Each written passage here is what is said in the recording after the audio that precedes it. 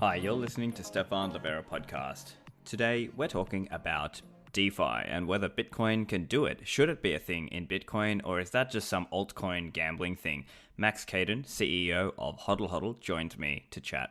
This show brought to you by Swan Bitcoin. In their effort to spread Bitcoin knowledge and awareness, Swan is giving away a free book, Inventing Bitcoin, rated 4.9 stars by Swan co-founder Jan Pritzker.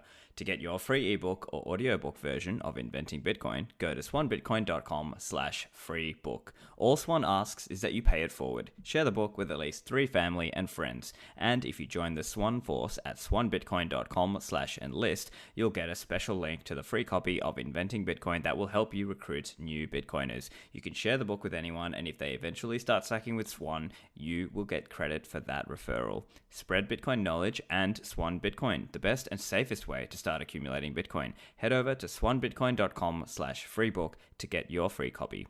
Hodl Hodl is a peer-to-peer exchange with a new lending platform. And this is really cool because it's global, it's non-custodial, it's anonymous, and it's using Bitcoin multisig. It's a fascinating new product allowing peer-to-peer lending and borrowing between users. Bitcoin is locked up in multi-signature escrow, and the loan is funded using a stablecoin, such as USDT. If you're a hodler who wants some liquidity without selling your Bitcoin, this is now another option to get fiat stablecoin liquidity. Or if you've got stablecoins and want interest, this is Bitcoin DeFi. With Hodl Hodl's lend platform, you set your own terms and put up offers depending on how long you want to borrow or lend and interest rates. Go and check it out at lend.hodlhodl.com. Nox is a Bitcoin custodian dedicated to ensuring their insurance protection covers the full value of their customers' assets. For example, suppose a fiduciary wants to hold $250 million worth of Bitcoin with Nox. Nox will seek to obtain $250 million of insurance dedicated exclusively to that account and adjustable to volatility. No fractional coverage or narrow scope. Insurance for what it's worth, a tool to transfer risk. And check out my recent interview with Alex Daskalov from the team. If you are a Bitcoin company, investment fund, trust, or family office, check out Nox for your insured custody. The website is noxcustody.com. Max, welcome back to the show. Hey, Stefan. Thank you for having me again. It's a pleasure and an honor. Of course, and I know you guys have been working really hard, so tell us a little bit about what you guys have been getting up to recently. Yeah, we just recently, like 2 weeks ago, we launched our peer-to-peer non-custodial lending platform, which is called simply Lend at Hodl Hodl, which is available by going through to lend.hodlhodl.com. It's a peer-to-peer platform.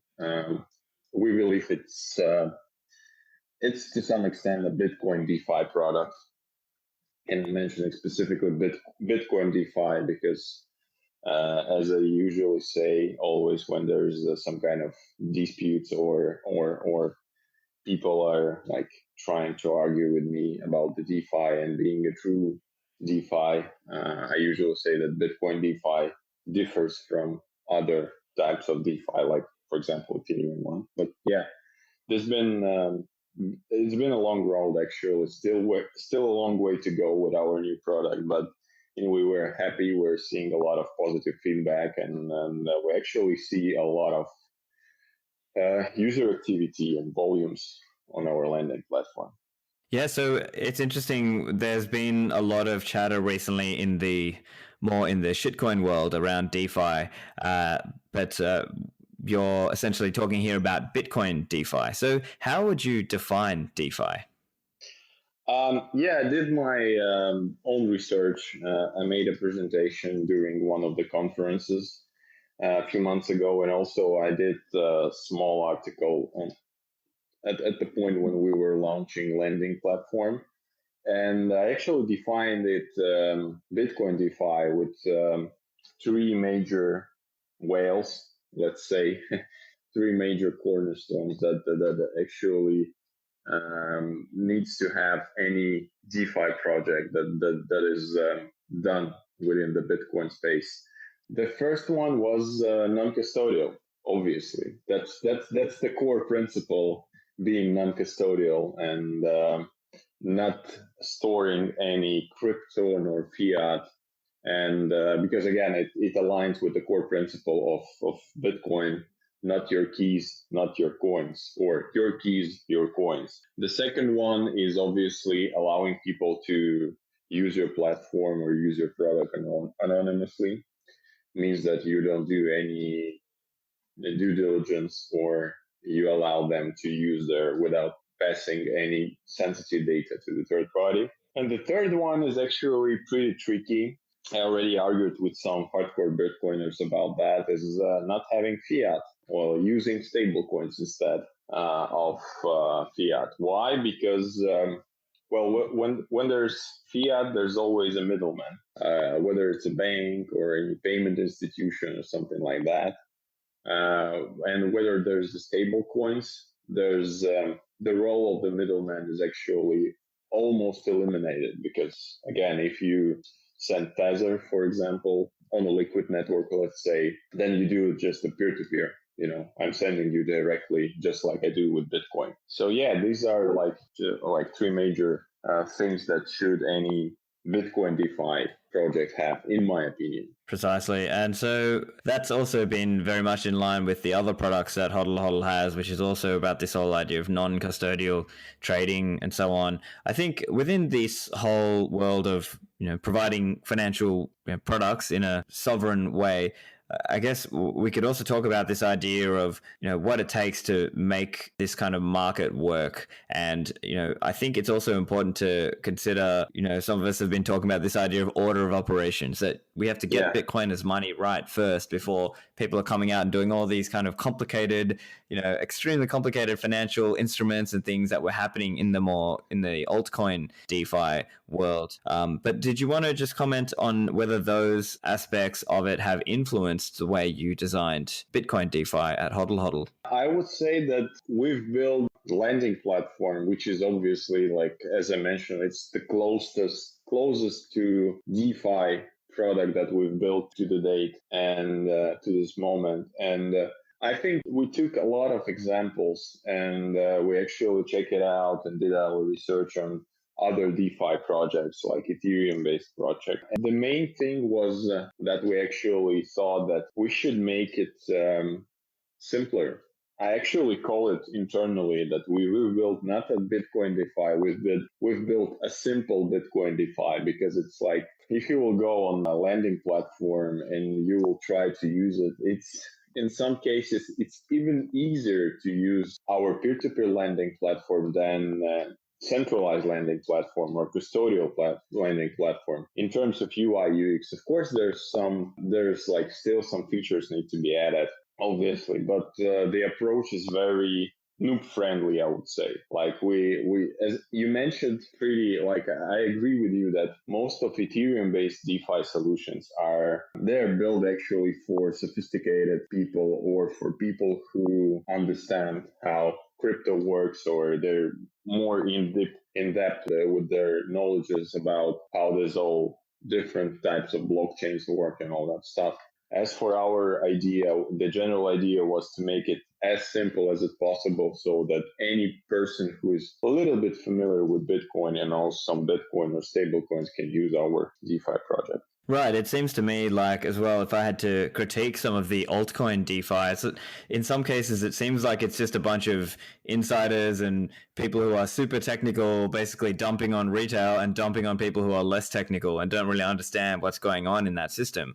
Whereas when I've taken a look through Hodl Hodl Lend, it really does seem more like a simple, you stake some Bitcoins as collateral and you get some stablecoin back as your loan, and then you repay that loan.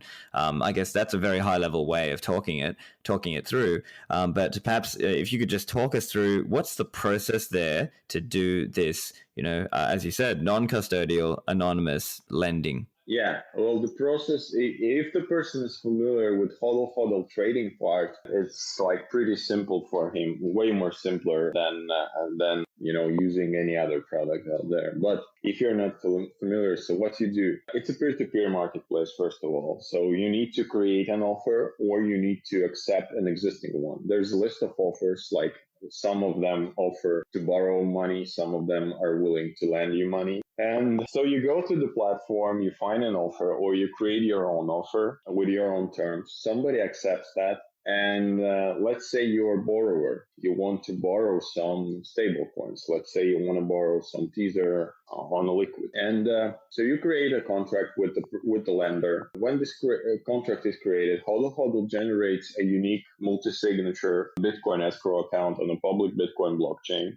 You as a borrower send their collateral, let's say 1 BTC, and you receive, when collateral is there, it's locked in the escrow. The escrow has 3 keys. 1 keys go to the lender, 1 key go to the borrower, and 1 key in case of a dispute goes to Hodl Hodl. And when the collateral is in escrow, we inform all parties that you're free to proceed. So the lender sends you, agreed amount of stable coins. Let's say you have an LTV ratio of 50%, which means that you will receive the loan, which is 50% of your collateral value, half of BTC, let's say. And you will receive Tether directly to your Tether account, whether it's exchange or it's a wallet. You use it for, let's say, for a month, and month is passed, and you repay Tether directly to the wallet of a lender with his interest. Let's say it will be 1% per month, and he releases Bitcoins from collateral to your wallet. That's how it happens. So it's pretty straightforward. Nothing, there's no very sophisticated smart contracts, nothing like that. We just use Bitcoin multisig in order to lock a collateral. And we just made a lot of effort in terms of creating a proper UI. As I mentioned, it's still far from perfect, but it's for MVP, it's really, really nice. And we've got a lot of positive feedback on that. Yeah, and definitely looking through the platform, when I was taking a look, you can see how when you go through that process around executing it, you have to put in the 2 addresses, right? So you put in the address of your the Bitcoin address that you want to be returned the Bitcoin to, and then also you're putting in the address that you want in this case, for example, Liquid USD Tether to come to. So for example, the user might have Blockstream Green, and they might be doing, like we said in this example, they're borrowing 1 Bitcoin's worth and half a Bitcoin's worth, and they're putting up 1 Bitcoin of collateral, and so they would receive, in this case, whatever it is, 7,500 or whatever USD Tether to their Blockstream Green. And so maybe if you could just talk us through a little bit around how that would look like from a arbitration point of view, like if something goes wrong, and how do you know when to fund it and things like that. And also the other point as well, if you could just touch on this, is that obviously, as I'm sure you know, Liquid has confidential assets and confidential transactions. How do you deal with that? Yeah, so the first one regarding the arbitration. So when you, for example, let's go through all stages of the contract. Now, you are in the first stage, obviously, you just accepted the terms. Then the multisig is generated. Borrower sends Bitcoin to multisig address, which is obviously, and you can double check it at any blockchain explorer. We also give you a link right in the contract. We give you a link so anyone can verify that Bitcoins are there. Not only trusting our system that we informed you that everything is fine.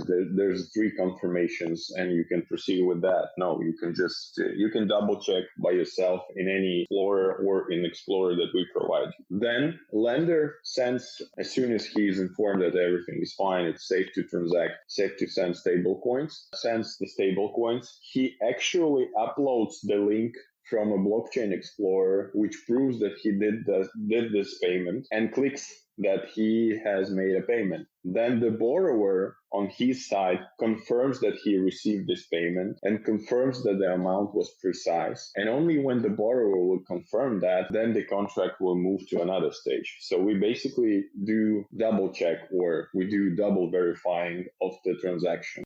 I guess the other points to think about are the ways that you select and the ways people select their counterparty, because in this case, it just shows a range of different offers, and those offers are listed in terms of just the straight flat interest rate for the period. And also interesting to note, we were chatting actually about this at the Bitcoin Bush Bash, and one interesting point that was brought up is that it's actually not an APR rate, it's actually a term rate. So for example, if it was 6 months at 6%, it's actually a 12% APR. So we're going to introduce the APR soon, add just extra fields so so that you can calculate APR as well. But we actually did it on purpose, taking an APR, because we have offers which are like, let's say you're ready to lend money from 2 weeks to 1 month, and you're fine with like receiving 1% both for 2 weeks and both for like, I don't know, for 1 month. So what will be the APR in this case? How you will calculate that? Is it 24% APR because I want to borrow money for 2 weeks, or it's 12 because I want to borrow money for 1 month? Like, what's the APR in this case? So obviously we have actually, like, long time ago, we already have some features on the roadmap which will be added in upcoming months. But we actually, and that's why I was referring that it's pretty noob friendly. We also had a feedback from people who are not familiar with the lending market, and they say, well, for us it's way more easier. There's no need for me to calculate the APR. I just see how much I need to pay or how much I will receive in case someone will take a loan or give me a loan. Yeah, sure. Yeah, and for me, that wasn't intended as a criticism. I actually think it is more simple. It's interesting because if you compare to the normal fiat world, there's 1,000 different disclosures and X, Y, and Z, and this warning and that warning.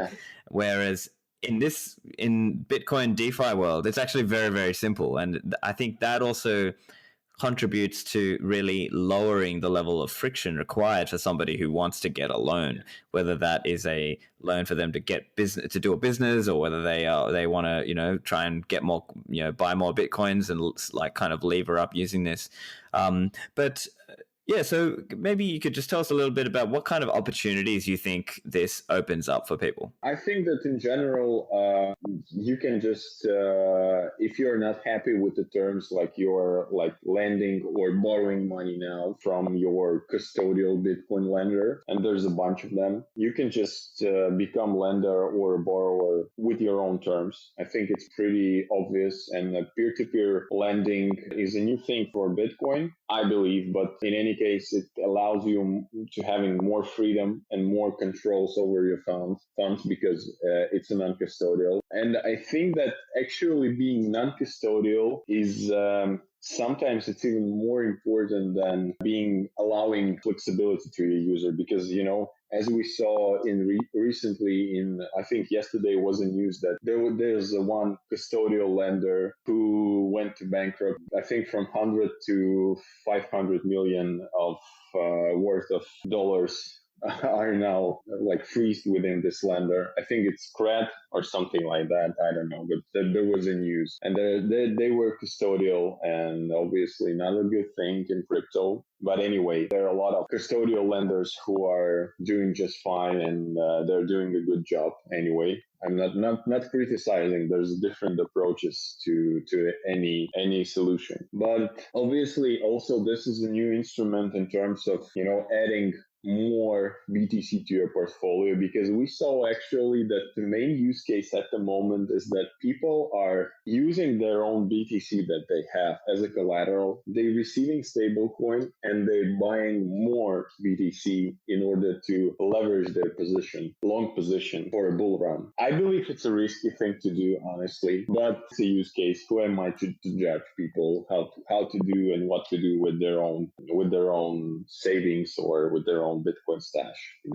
I know that people are actually using that. Also, there are a bunch of guys just making extra money. They have some stable coins. They don't want to be exposed to Bitcoin volatility. I don't know. Maybe they're no coiners, or maybe they like altcoins or whatever. And they're happy to lend this money for 12%, 15% APR per year and earn some just extra money. So it's for them, it's diversification or just extra income, and they're in control of that, obviously, because they see where's collateral, they see how it works, and everything is pretty transparent in there. And there's a third use case that might be where, well, obviously you just need some money for a short term. You don't want to sell your BTC. You want to hold to that. You want to be exposed to the price of Bitcoin, and you just go and borrow some extra cash to cover your needs. Not only liquidity needs in terms of trading, but also, I don't know, maybe some other needs. So these are use cases that we see now. Yeah, I see. And so essentially, there are some people who want to lever up and get more Bitcoin. There are some on the other side who might hold stablecoins and want some return. And as you were saying, there might be some hodlers who don't want to sell coins, and perhaps they need to sell, or they would otherwise need to sell to get living expenses. But they are obviously bullish on Bitcoin, and they believe that if they take out this loan and they've got income to be able to repay those expenses or the loan at the end, then perhaps that's an opportunity for them. I guess while we're talking, obviously, and we'll get into risks soon, but I suppose one other opportunity that might come to mind for some people is, let's say you're a business entrepreneur and you have access to cheap fiat credit, right? That entrepreneur could theoretically go and get fiat loans at a couple of percent or whatever, depending on what country, and then so, as you explained there, some of the use cases there might be some users who want to effectively go long and use it to lever up on Bitcoin. There might be some people who have stable coins and want to lend them out for income. And maybe there's some people who need to sell for living expenses, and instead of selling, they would rather get a loan. And then also there might be some users or some people who want to do it as a business model, and perhaps they can get cheap fiat credit and borrow at a very cheap interest rate and then lend out on Hodl Hodl's lend platform and then earn the spread as well. So perhaps that's also... That's actually, you've just created a new use case. So that might be also one interesting thing. I know that there are people who are trying to borrow money for cheap on land and then go to other platform or use the same platform like lending and then lend this money. I don't know whether they're successful, but that's kind of a new business model, taking fiat somewhere else and then converting it to stablecoin and lending. That could work, obviously, with the current interest rates in fiat. So in some sense, then you're almost helping facilitate a lot of people who want to, do that. And those people who do that as a business model are effectively helping facilitate, the people who want to go long on Bitcoin and so on. So I guess there's some of the opportunities, right? Maybe we should chat about some of the risks then. So obviously the main risk for people will just be about getting liquidated. So I guess let's chat a little bit about some of those risks, just so that everyone's aware what they're walking into. Perhaps you want to touch on LVR and what is LVR? What is an LVR ratio? LTV, loan to value, or LTV. Yeah. LTV ratio is basically a ratio that shows you in each particular offer or in each particular lending contract how much stable coins you will receive. Well, in the simple terms, how much stable coins or how much the volume of your loan will be comparing to collateral that you will lock in. So, for example, let's take a simple example with numbers. You wanna have a loan worth of 5,000 USDT. You need 5,000 Tether, and in order to receive this loan, you want to lock in 10,000 worth of USDT in BTC.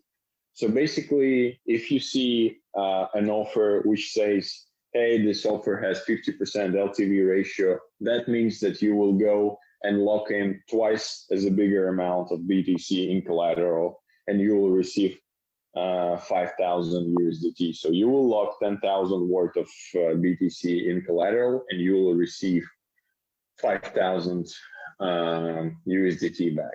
So LTV also works as a ratio that will show you at which point you will be liquidated, or how much you have extra, I don't know, space in order to be sure that you won't be liquidated. So liquidation is something that not a lot of people familiar, although we were actually surprised because, BitMEX is already on the market for quite a long time, and there's been always liquidation in terms of, playing this BitMEX casino, as I would say.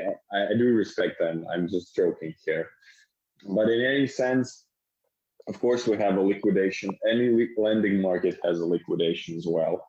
What this means, it means that if your collateral value falling down and your LTV ratio is actually increasing, that at some point, in order to protect the lender, you will be liquidated if you won't do anything to balance your LTV ratio. Like, what are the options there? So we currently, in the first version of our lending markets, we presented 3 options to not be liquidated, let's say. First one, you can repay your loan earlier and receive back your collateral. That's one of the options. Another option, you can partially repay your loan. Let's say you took 5,000 loan and you have 2,000 to repay and also balance your collateral. And the third option, you can add more BTC to the escrow, so the collateral volume will actually increase and the LTV ratio will be decreased. So these are 3 options. We're going to add more options in future, like let's say you will be able to cover part of your loan paying out with BTC that is in your collateral and partially covering with stable coins. And we will have different options as well. Also, the funny thing is that we sent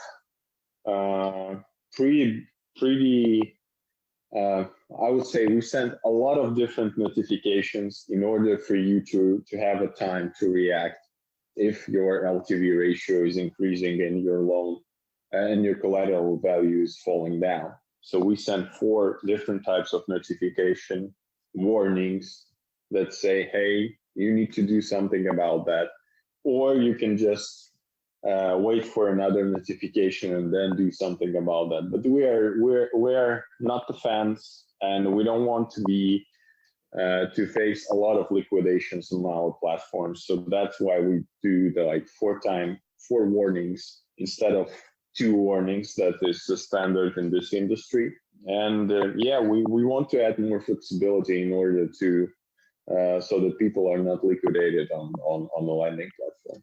Yep. And so if we were to talk about the process then, so let's say, the user has taken out a loan and the price of Bitcoin starts to tank, and now they would like to put more Bitcoin in as collateral. So what would that process look like? Would they send more Bitcoin to that same address, or how would that work? You just go to the contract page, to your loan contract page. There's a button which says there's a button which you can press and send more to the same collateral, send more BTC. So there's, as I mentioned, we've put a lot of effort in terms of UI UX, and everything is on the contract page. You just go to your contract page, press the button, there's an address, you just send to this address, I don't know how much you are willing to send, and add extra collateral. And as soon as it's there, we just inform that, hey, LTV ratio been recalculated,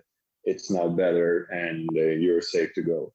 Back to the show in a moment. This show is brought to you by Unchained Capital, building Bitcoin native financial services on a foundation of multi-signature. Their multi-sig vaults are designed for ultra-secure long-term storage and have no setup or storage fees if you build them on your own. If you want the white glove treatment, their team will teach you all about multi-signature, ship you 2 Trezor Model T hardware wallets, answer all of your questions, then deposit $1,000 of Bitcoin in your vault through their concierge service.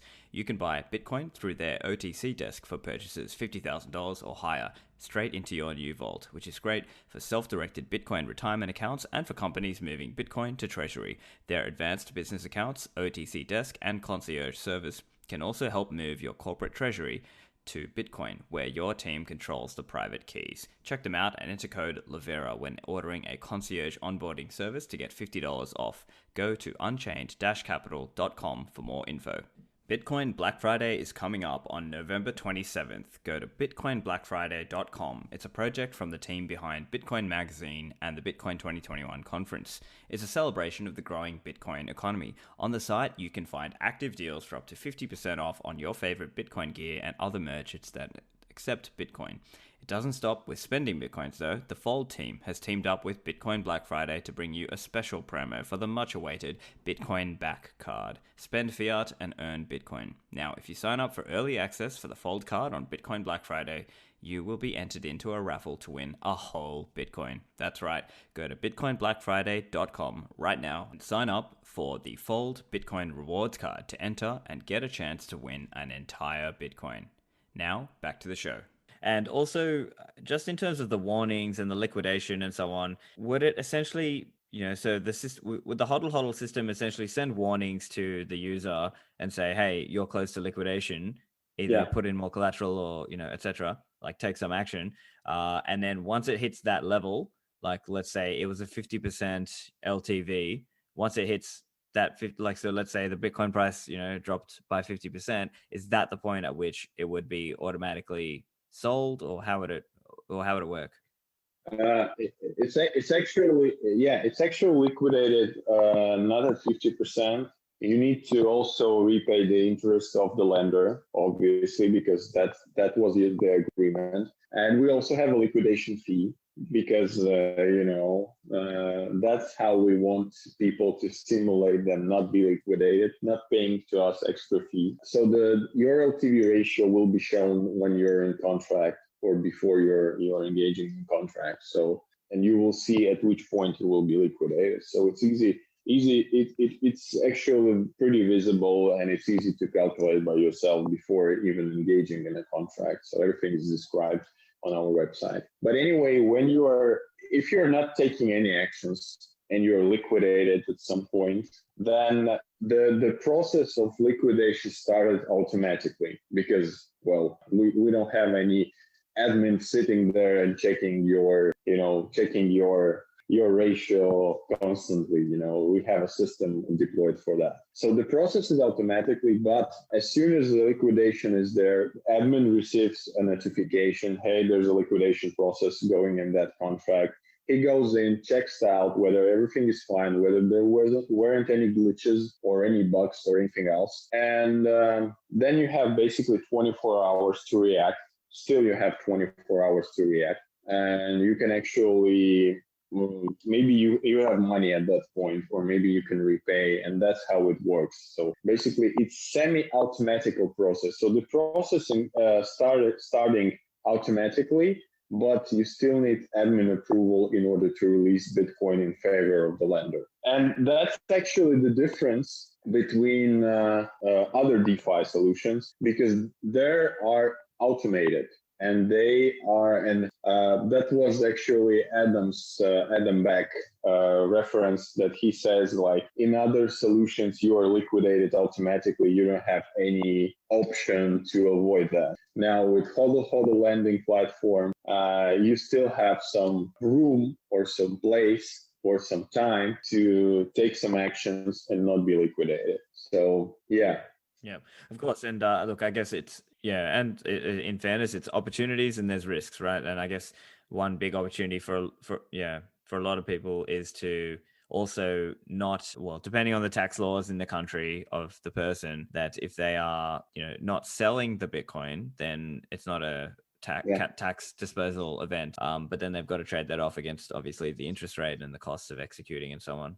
Yeah. But again, as we say, and we usually say that, and we also put a lot of, we're trying to deliver this message to the community. Nobody told you that being your own bank is going to be easy. You need to learn, you need to be cautious, you need to we just provide you technical tools so you can be in charge and in power of your own financial flow or your own financial assets, whether you're willing to trade them, whether you're willing to lend them, whether you're willing to borrow. We just give you technical tools. If you want to be your own bank, be prepared. Think about the risks. Check out your statuses. Answer on any notifications, or treat alerts like alerts, not just, hey, I still have 3 more. We know how the price of Bitcoin can be. It can fluctuate plus minus 10% per day, even more. So, like, as I always say, and I always put a lot of effort on this message, Like, nobody told you that being your own bank is easy, you know? You want to be in charge of your money, you want to be in charge of your financials, take a responsibility. Of course. And I think that's a good message for people to bear in mind. Also, in terms of risks, we should consider the risk of an underlying stablecoin failure. Of So, I course. mean, just again, a hypothetical, but if Tether were to blow up or whatever, what are some of the things that can be done in that case? Or if Tether were to be found to not have, again, hypothetical, I'm not saying this, but just hypothetically, if they weren't somehow they didn't have the right USD underlying, and then would the lenders be in trouble at that point? Well, there's still collateral again, and we still can solve this hypothetical dispute issue. Collateral is there, and we will be just like, checking any use case separately. Of course, it will take a lot of work, but again, if we say that the value of the teaser will fall down dramatically, your price is actually tied to the value as well. Yeah, it's the same risk as with any fiat. So I mentioned in one interview, if we consider that both altcoins and fiat are shitcoins, then it's the same risk. At some point, any fiat currency, as we know, can also be devalued, and your fiat loan will eventually become a pain in the ass. Sorry for my bad words, but anyway. So yeah, before taking a loan, you also need to consider a stablecoin issuer risks. Like there's 4 options at the moment available on lending platform. There's USDT, there's USDC, there's DAI, and there's Paxos. So like most of them are pretty liquid and available on different trading platforms. So you need to understand what you want to take. There's the risks in any of them. Like there's the risks with USDT, there's risks with DAI, with Paxos, with USDC. You just need to weigh all those risks and understand which risk you're fine with and which you're not. And that's it. Yeah. And in terms of stablecoin selection, how were the stablecoins selected, the ones that you wanted to offer as part of Hodl Hodl Lend? Yeah, we will definitely add more stablecoins in future because there are still few interesting stablecoins that we want to add. How we choose the first ones was actually pretty simple. The most liquid ones and those who are represented on the big exchanges, like for example USDT, obviously the biggest stablecoin out there, and obviously presented at a lot of different centralized exchanges with huge pools of liquidity. USDC the same, Paxos the same, and DAI also the same. So basically we just choose those who are most liquid and with a big capitalization and available in different places. So that was the simple reasoning for choosing these ones. Yeah. And so thinking about the hypothetical user, what sort of, I guess, that user who maybe hypothetically they have Bitcoins and they want to, get some USD to be able to run their business and things, essentially it's on that user to go and find what exchange to actually, use that if they wanted to, say, transfer some of that USDT into actual US dollars to be able to spend on things if they were going to run an actual business with it, or even for spending and so on. I guess there are probably other different services that could be used in conjunction here. So an example might be Liquidity by Yuri Degaya and the team there. What other kinds of services would you see being necessary to be used alongside Hodl Hodl Lend? Well, we obviously the reason behind why we removed fiat is actually we wanted to remove frictions between lender and borrower, or between two parties, because like on peer-to-peer trading platform, sometimes we see that hey, there's a contract, there's a buyer and seller, one wants to sell, another one wants to buy, but then there's a middleman like between them, which is a bank, And then, one sends Bitcoin to an escrow, another one sends fiat to his bank account, and then at some point, I don't know, bank doesn't like this transaction, or he just freezes that, and there's a friction appears, and there's difficulties in contract, these difficulties are not Hodl Hodl's difficulties or any particular user. It's just there's a bank, and it just is. So we just thought that we need to remove a friction between two parties, and that's why we removed the fiat. And actually, we thought like, hey, let them use stable coins as like value transacting from one party to another. And then each one of them will decide which service to use on their own behalf in order to get fiat, maybe, or what they want to do with stable coins. We don't care. And so I think along with lending platform, you need to use trading platform as well, not Hodl Hodl's trading platform in particular. I'm not referring to that, but it would be great, of course. But you can use any trading platform that you want, whether it's custodial, non-custodial, in order, for example, you want to get fiat, as you explained in this use case. Well, it's up to you. Then you go to any custodial platform, whether it's KYC or whether it's less KYC. You do all the things you need to do, and you just handle all these things by yourself, not like applying those risks to your counterparty, because he don't want to do this in your favors, and that's how it works. So I think there, together with lending, there needs to be some kind of trading platform, but it's up to you to decide what kind of trading platform you want to use. Of course, yeah. And I guess, so I'm certainly not saying this is your responsibility to help them, but I'm just saying it's just something that a customer might be thinking through, that use case of, okay, so I've got my USDT, now how do I actually go out and get stuff with it if I need to buy things? And perhaps, using some of these swapping services, things like Coin OS, like that wallet, I think they can swap between Bitcoin on chain, Lightning, and Liquid, or Liquid LBTC. So I wonder whether there's potentially something there, or perhaps that user might then go and find somebody else who wants to buy Liquid tethers off him, and then he can get real world USD for that. So I don't know, I guess it just opens up additional possibilities. But I think the Hodl Hodl Lend product is kind of modularizing and taking away the friction of one leg in that journey, and then it's on the user to try and find the other legs of the journey that they need for their own purposes. Yeah, because we actually heard some.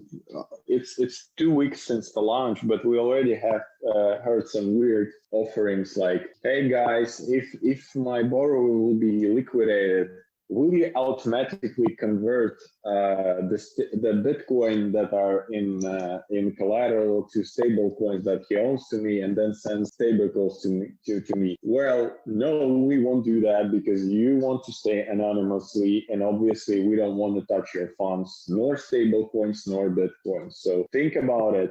Again, we just provide you technical tools, and how to deal with all your cash flow, it's up to you to decide. You want to be your own bank, and that's how it works. Be prepared for different types of situation out there. We will help you with providing secure escrow services. We will help you with providing technical tools with a platform that you can use actually in order to do a peer-to-peer trade, peer-to-peer lending, whatever. But it's up to you to decide which tools to use, how to use them, and to what extent to use them. So we want to do your job, automatically converting Bitcoin to stable coins, whatever. We don't have that kind of authority, and we don't want actually to have them. And the funny thing also why we choose stable coins, because it actually allows you to be way more anonymous rather than when you are using fiat. Because in a lending contract, you only share crypto addresses, like you only share stablecoin address, and you only share Bitcoin address. Like if you would be using fiat, then most probably, like in any peer-to-peer trades, you would share your banking details, which to some extent removes your anonymity. So with stablecoin, you're also actually getting extra layer of confidentiality and of anonymity. Yeah. And are there any thoughts in terms of, I mean, I've heard of different use cases for some of these stable coins. I've heard in some cases people are in countries where they have capital controls, currency controls, and they sometimes use these stable coins as a way of reducing their exposure. Potentially, there will be people in who are sitting in that camp or in that boat who can actually take some of those stable coins and put them up on the platform and actually earn some return on top of just storing some of their value inside USD Tether or some other stable coin as well. Yeah. We actually have some liquidity providers or big lenders who have a liquidity pools with stable coins, and they just like treat a lending platform as an opportunity to earn extra interest on their savings or on their stablecoin liquidity pools. So yeah, that's a use case, and it's pretty obvious and a pretty popular use case. Yeah, for sure. So look, I mean, the platform has only just gone live. I mean, it's been what, 2 weeks or so. Yeah. What's the feedback been so far? Well, so far I would say 98% very positive feedback. Well, that's pretty good. And those 2% are not bad feedback, just feedback on what we should add. Like there's been some traders requested us to add this APR stuff because traders, they're used to other types of ratios than people who are just using lending platform first time, or they're not using that pretty frequently, for leveraging their own position. We had some requests in terms of notification system, which part of this request will be already covered this week. We already developed some extra features for proper notification.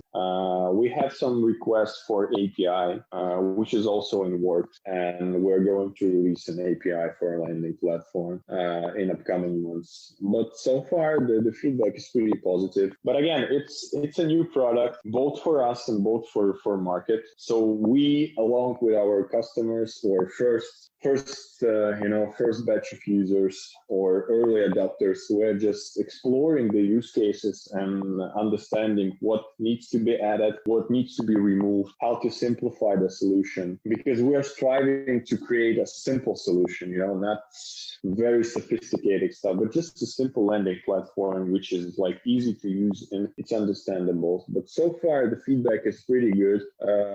Volume wise and in terms of actually numbers, they are better, and we're surprised they exceeded our expectations. I won't share yet. Maybe when 1 month is passed, we will be able to share some stats. But I would say one thing: 24 hours since launch, we already had 500,000 of liquidity available on the lending platform, which was pretty significant volume for us. Like for a new product, it's pretty significant. But anyway, we're still in the phase of discovery, together with customers, together with users. And this week we are going to launch lending platform to US. So we will see. Awesome. So tell us a little bit about the journey with serving US customers. Yeah, so we will not allow trading, use trading part, because there's fiat in that, and we're still not sure. We still have our own legal preparations for that. Hopefully, we will allow this in upcoming months as well. So the trading part, which Hodl Hodl is currently also famous for. But with the lending part, again, it's non-custodial. We're not using any fiat there. And we did our consultation, we did our legal work with that, and we're actually pretty sure that we're good to go, because there's no difference between our lending platform and other lending non-custodial platforms like on top of Ethereum working on in US. So yeah, this will be, I think, first proper launch to US market, and we're pretty excited about, also because actually the lending business in US is booming, and majority of crypto lenders, big companies, are from there, like block fee and Unchained, and we see the huge market opportunity in there. And yeah, we're pretty excited about that. I would say the same way we're excited when we were launching 2 weeks ago, lending, we're the same level of excitement in terms of launching Hodl Hodl to US. And actually, we have a pretty solid, loyal base of, I would say, our fans in US who are willing to use some of the Hodl Hodl products. And I'm happy to provide them with this opportunity because they've been pretty supportive and yeah, they've been awesome. Well, if we are entering a bull market, as everyone seems to think, I think this product will be quite a popular one. I wouldn't say that it's probably better suitable for a bull market. I would say yes, because like obviously nobody is willing to sell, but you still need to have a liquidity. You still need to pay bills and do something like that. But it's also pretty decent and good product for a bear market because nobody wants to sell again because the price is falling, and again maybe you want to buy the dip and you need some extra liquidity to buy the dip. So it's like, I think lending and trading are suitable for any type of market out there, whether it's beer or bull, whatever. Yeah, and I think it's one of those things where a lot of hodlers are thinking about ways they can get more return or get, so they're thinking about, oh, okay, what about if I had a lightning node or if I'm earning, coin join sats from like join market or something. And maybe this is another opportunity for some of those hodlers out there who are looking for ways to either earn more using their stable coins or to with Bitcoin, to get more Bitcoin and things like that. Yeah. Yeah. Also, what's the thinking with Baltic Honey Badger? It's a real shame we couldn't have it this year, hey? Yeah, but obviously there's a reason for that. As we see, and I hope that this pretty dramatic and pretty bad situation with the health globally, with Corona and all that stuff, will resolve at some point. Honestly, we would be able to do a virtual conference this year, but I'm not a fan actually of virtual experience. I just think it's different and not the same. So we're hoping that we will be able, and we are ready to organize the Honey Badger 2021. But again, it's not only up to us, it's also up to how the situation with coronavirus will evolve eventually. But yeah, we have plans, and we want to organize Baltic Honey Badger 2021. Thinking about it, we already have all preliminary agreements there, but we will see. Yeah, if the situation will be good, then we will organize that definitely. Yeah, that'll be great to see. Hopefully, it is back on next year. Yeah, I think I agree with you though that the virtual events just aren't the same as being able to meet everyone in person. So for any listeners out there who haven't been able to make it to one, if it's on next year, make sure you do come along to that one. Yeah, as one of actually Australians Bitcoiners said to me, it's a yearly pilgrimage of Bitcoiners from all over the world to Baltic Honey Badger, and we're actually happy that we've managed to create such a cool event, and we're enjoying it by ourselves. But yeah, this time it's not only about us, it's also about the situation in the world, unfortunately. Of course, yeah, sure. Look, I think they're the key things. Anything else from your end in terms of Hodl Hodl and things going on your end? Well, basically we are going to shape our lending platform in the coming months, adding more features. So we have a roadmap of that. So the platform will be more and more user friendly. I think on a weekly basis, we will roll out something new and something small features or big features that will, help you with the platform and will increase your level of happiness when you're engaging with it. But we're also not forgetting about the Hodl Hodl trading platform. We're still in a process of redesigning it. Hopefully this year we will be able to complete that because we also simplified pretty extensively simplified Hodl Hodl trading part. We also are doing as I mentioned, doing our homework and legal work in order to allow US market and US users to use a trading part as well. And we also have a third piece of the puzzle within our ecosystem, which is our prediction markets. We did launch it like more than a year ago. We didn't put a lot of effort to that, honestly, but it allows us to make a proper market research, and it's going to be redesigned as well. We're going to release a new version of prediction markets, I think, during 2021. So yeah, these are basically main plans for the future, shaping our products and making them way more better, way more user-friendly than they are now. Fantastic. Well, that sounds great. Listeners, make sure you go and check out Hodl Hodl. That website is hodlhodl.com, and follow Max. His Twitter handle is Keidun M. Obviously, the links will be in the show notes. Max, thank you again for joining me on the show today. Stefan, thank you very much. I enjoyed the show. Hope you enjoy it as well. And thank you very much.